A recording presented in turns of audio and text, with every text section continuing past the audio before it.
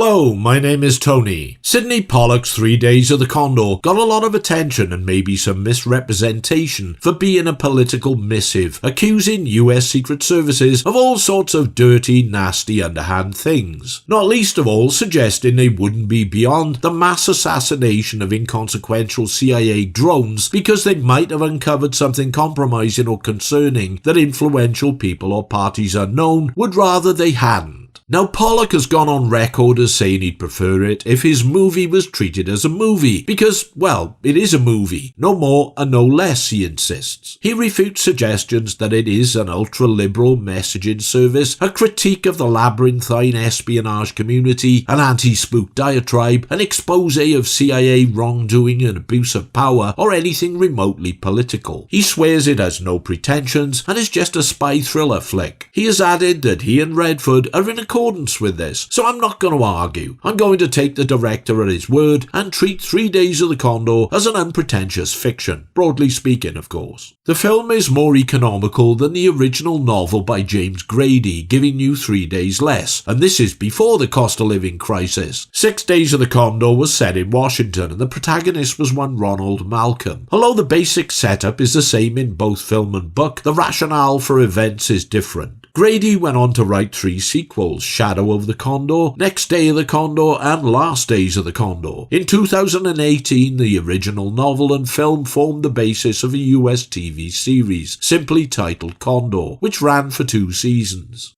Pollock's film is set in New York City. Robert Redford is Joe Turner, a nondescript and easygoing analyst working for the CIA in a small unit scrutinizing books and other publications for content reflecting current secret operations or maybe new ideas that might inform future operational strategy. It's little more than some offices in an ordinary-looking building on an ordinary city street under the guise of a historical literary society. Turner has filed a report about an unsuccessful thriller novel which has some curious plot elements and has been translated into numerous seemingly uncommon languages despite poor sales. Turner, apart from his mode of employment, is an ordinary Joe, as his Christian name might imply. He cycles to work, is uncomfortable not being able to tell anyone what he does for a living, but he's ticking over okay in a mundane job. It's his turn to do the lunch run to the local deli. Although he's not supposed to use it, he knows a shortcut, and to reduce his journey as it's raining, slips out the back of the building and through the fence.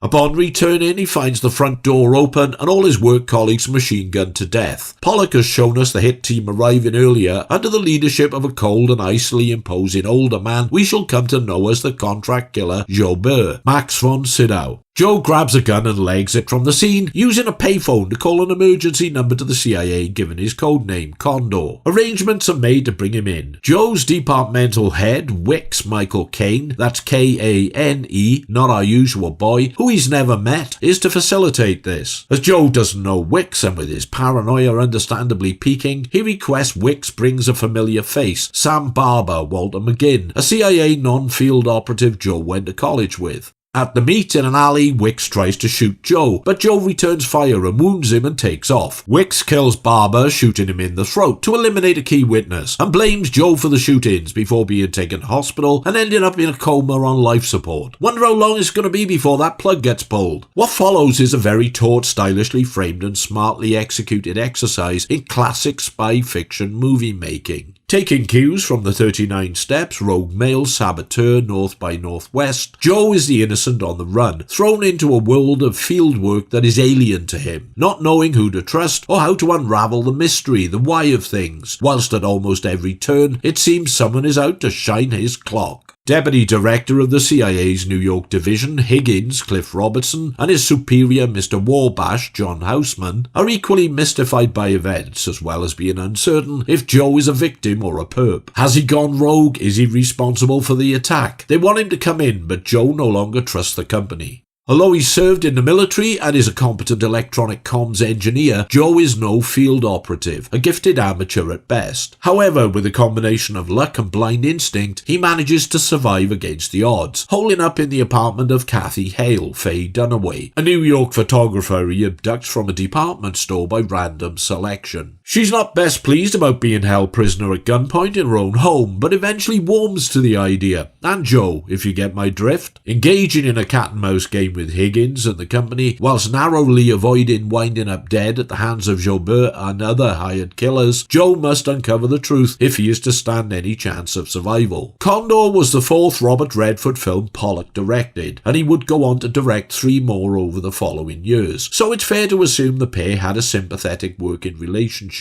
Of the films they collaborated on together, this would be my preference for the top spot, with 1972's Jeremiah Johnson coming in second. Not worth mentioning the others, as they don't do much for me. Condor would have made a good vehicle for Alan J. Pakula. It has those steely veins of paranoia, political skullduggery, and tension-packed creepiness threading through it. But due credit to Pollock, he goes all out to turn in some career-best work. The twists are handled skillfully, and the moments of shock you don't see coming until they're on you. The Hitchcock cribs are very subtly employed. The scene where Joe shares an elevator with Joubert is wonderfully unsettling. Joubert knows who Joe is, but Joe isn't sure about Joubert, only suspicious as to who he might be and what he might be there to do. Both Von Sydow and Redford play it marvellously. Redford wired, uncertain and perplexed, Von Sydow placid and impenetrable. Pollock cranks up the tension until the elevator lands and the door opens and we can breathe again. When an assassin disguised as a mailman turns up at Kathy's apartment, the fight between the man and Joe is a very tightly and excitingly choreographed set piece, fully exploiting the possibility that our hero may not survive. Until we remember this is Robert Redford, then the odds become more favourable. It's a great action scene, on a par with the quietly ferocious butchery of Joe's colleagues at the start. Action isn't really what Condor is about though. Not the guns and fistcuff sort anyway. It's about telling a tightly plotted story in an atmospheric and meaningful way that maintains narrative credibility and delivers real thrills which grip the viewer. Even the romance between Joe and Kathy is no hearts and flowers routine. She has a boyfriend waiting in Vermont, and although she helps Joe, he wants her gone before she is put at risk and becomes a target. It's a doomed love affair and can't go anywhere, and it doesn't. If there was going to be a belief-fracturing element at play, it was going to be the casting of 2 big and beautiful Hollywood megastars trying to convince us the characters they're supposed to be. Joe is a nobody and under-the-radar guy, an unassuming bookworm and skittish innocent abroad who looks like Robert Redford. Sure, he's a liberal-minded idealist with a low-level rebellious streak, but he's supposed to be the epitome of Mr. Average, who looks like Robert Redford. Kathy is an arty street photographer with low self-esteem and a vulnerable streak, but looks like Faye Dunaway. She lives in a small basement flat and her photographs are striking but empty and sad. And she looks like Faye Dunaway, who resembles some flawless goddess of supernaturally symmetrical, sculpted and angular beauty. To be fair to both actors, their joint performances make it click. Both leads deliver some impeccable work and generate great on-screen chemistry. They persuade as ordinary city dwellers thrown together in adverse circumstances by random chance. Redford tones down his million-watt latter-day matinee idol good looks by wearing glasses, scruffy jeans, and hair prone to carefully tousled disarray in a prototype Boris Johnson style, only lighter on the disarray. Faye Dunaway has never looked better on screen, stunning, impossibly beautiful, but if she'd gotten any thinner it would have been less Faye Dunaway and more fading away. She perfectly matches Redford in the acting stakes and they make a winning pairing. Their one sex scene shot in the 70s shag montage style Eastwood patented in Play Misty for me aspires to tasteful artiness that has dated somewhat now to look more like wasteful cheesiness, but at least it doesn't go on forever, not like some, Clint? And the first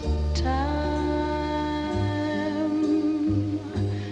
ever Max von Sydow steals the show as Joubert. It's a masterclass performance of quiet menace and creepy mannered civility. He's polite, courteous, thoughtful, slyly amused and quizzical, and utterly lethal as a professional assassin who finds his work peaceful.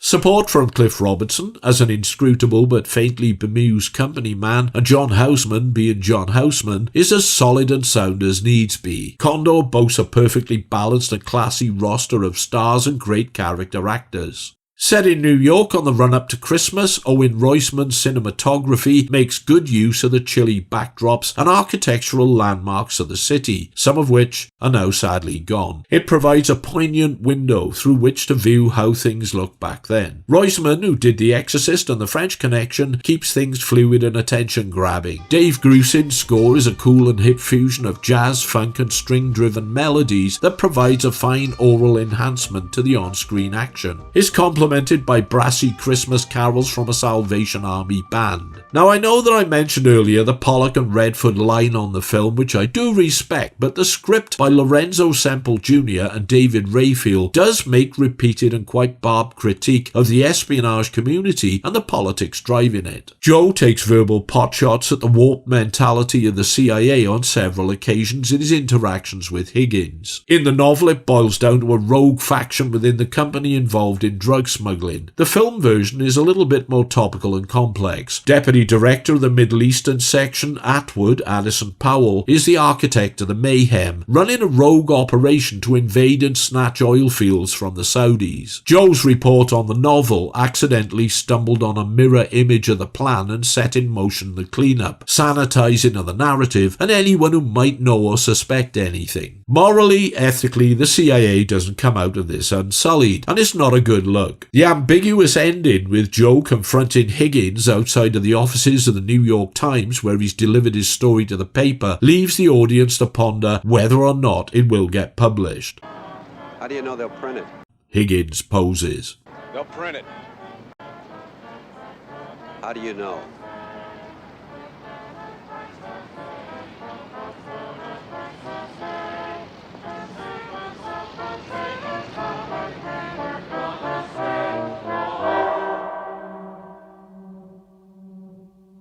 The haunting final frame freezes on Joe's face as he moves into the crowd, a brass band playing God Rest Ye Merry Gentlemen as befits the festive season. A classic 70s punchline to a classic 70s movie. It's almost as good as the Parallax View, in some ways it may be even better. I'm not the world's biggest Robert Redford fan, but it must have been a challenge for him to play an unglamorous everyman character, the sort of role for which Dustin Hoffman or Elliot Gould would have traditionally made a better fit. He's truly excellent though, and now I can't visualise anyone else doing it. Dunaway looks fantastic, as I said, and really nails her character, and I fell stupidly in love with her in this film. And Max von Sydow is marvellously urbane, subversive, and simply superb. You won't see this type of creative quality in mainstream movies these days. This dazzling combination of craftsmanship and integrity, the commitment to producing emotionally intelligent entertainment with big stars who weren't just cookie-cutter avatars but professionals able to invest human depth and meaning. That's entertainment, pilgrims, or at least it was. Thank you for your time and attention. Someone requested this, I can't remember who, but I was going to do it anyway, so it hardly matters. If you have enjoyed in any way, or even if you haven't, please consider hitting like, didn't like, leaving a comment, your bank details, and or subscribing to the channel. If you know what the next one's going to be, that's utterly fucking uncanny, because I certainly don't, and you can clearly foretell the future. Soon, though, pilgrims, soon.